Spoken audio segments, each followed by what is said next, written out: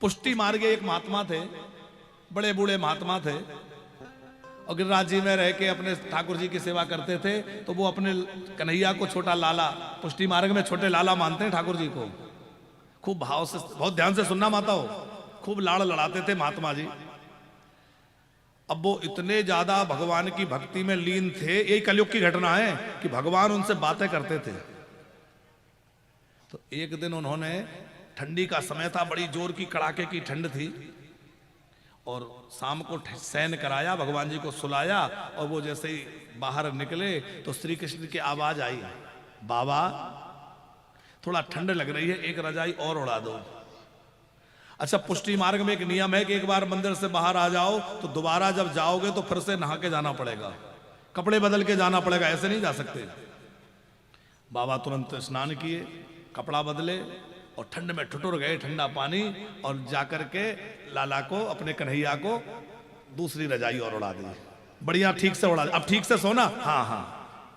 अच्छा, बाहर आए और आकर के बाहर थोड़ी देर खड़े हुए थे, फिर आवाज आई, बाबा हाँ क्या हुआ? बोले मेरी रजाई खसक गई, जरा ठीक कर दो ना।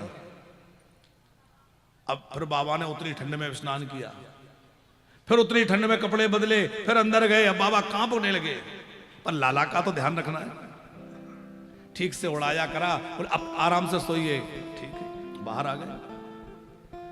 थोड़ी देर हुई, तीसरी बार फिर आवाज आई, बाबा अब क्या हुआ? बोले यहां एक बिल्ली बैठी है, उससे मुझे डर लग रहा है, आके जरा बिल्ली को भगाओ ना। अब तो बाबा चिढ़ गए थोड़े से, थोड़ा सा रोष आ गया, ये मुझे परेशान कर रहा है, ठंडी में बार बार नहला रहा है। और नहा के बाबा तीसरी बार गए और जाके क्या बोले, क्यों कन्हैया, रावण कुंभकर्ण से तुझे डर नहीं लगा, हिरण्याकश्यपु हिरण्याक्ष से तुझे डर नहीं लगा, और इस बिल्ली से तू डर रहा है, मुझे परेशान किए, हैरान कर रखा है। तो कन्हैया सोए थे, उठ के बैठ गए और क्या बोले, सुनो बाबा, यदि तुम मुझको भगवान मानो तो मैं फिर किसी से नहीं डरता, ना मुझे ठंड लगती, ना मुझे गर्मी लगती, ना मुझे भूख लगती, मुझे किसी की आवश्यकता नहीं है। और यदि मुझे अपना लाला मानते हो तो मुझे ठंड भी लगती है, भूख भी लगती है, और डर भी लगता है, फिर लाला मान लो या भगवान, एक कुछ मान लो। तुरंत बाबा ने हृदय से लगा लिया और कहा, कन्हैया मुझसे थोड़ी भूल हो गई, क्षमा करना। ये बात समझ में आई हम क्या कहना चाह रहे हैं, कि भगवान को भगवान मान के मत रखो, भगवान को अपना लाला, भगवान को अपना बालक मानकर, अपना मानकर उनकी सेवा करो। विदुरानी की तरह, विदुरानी के छिलके खा करके और मैया यशोदा के माखन की याद कन्हैया को आ गई। विदुरानी के छिलके खाकर सबरी के बेरों की याद आ गई। राम जी ने वन में सबरी के फल खाए, और फल खाने के बाद जब अयोध्या लौटे तो जब जब कहीं कोई प्रसंग निकला तब तब राम जी ने सबरी के फलों की चर्चा करी है। मोरे जी, गोस्वामी तुलसीदास जी ने विनय पत्रिका में यह भाव लिखा है कि घर गुरु ग्रह प्रिय सदन सासुरे, घर गुरु ग्रह प्रिय सदन सासुरे, जावो जहां भये पहुनाए, जब जहां भये पहुनाए। विनय पत्रिका का पद है कि जब राम जी 14 वर्षों के बाद वन में से लौटे तो कौशल्या ने मन में विचार किया कि मेरा राम 14 वर्षों तक वन में रह के आया है, कड़वे कसेले फल खाकर के समय बिताया है, मैं अपने हाथों बढ़िया रसोई बनाऊं और बढ़िया बढ़िया व्यंजन मीठा बनाकर, पकवान बनाकर कुछ राम को जिमाऊं। सुंदर सुंदर पकवान मैया यशोद वो कौशल्या ने बनाए, और कौशल्या जी ने सुंदर भोजन बना के राम जी को परोसा।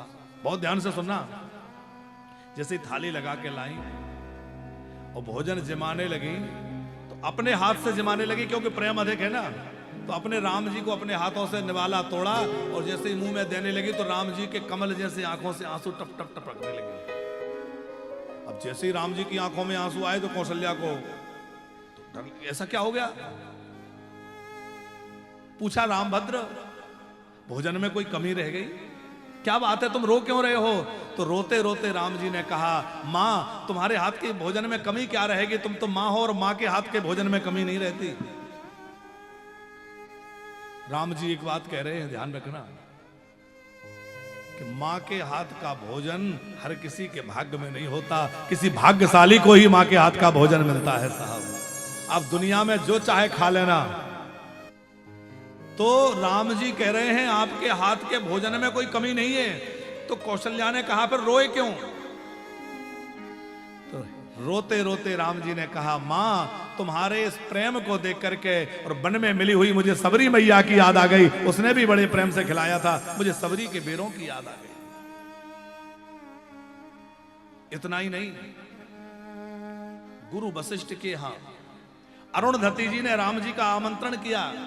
चारों लाल जी, चारों बहुओं का निमंत्रण हुआ बौरे जी, और चारों को भोजन जिमाया। और जैसे ही राम जी को भोजन परोसा गया तो राम जी के नेत्र भर आए। गुरु मां ने पूछा, क्या हुआ? राम जी बोले, मां तुम्हारे भोजन को देख करके और मुझे सबरी मैया के बेरों की याद आ गई, मुझे सबरी के प्रेम की याद आ गई।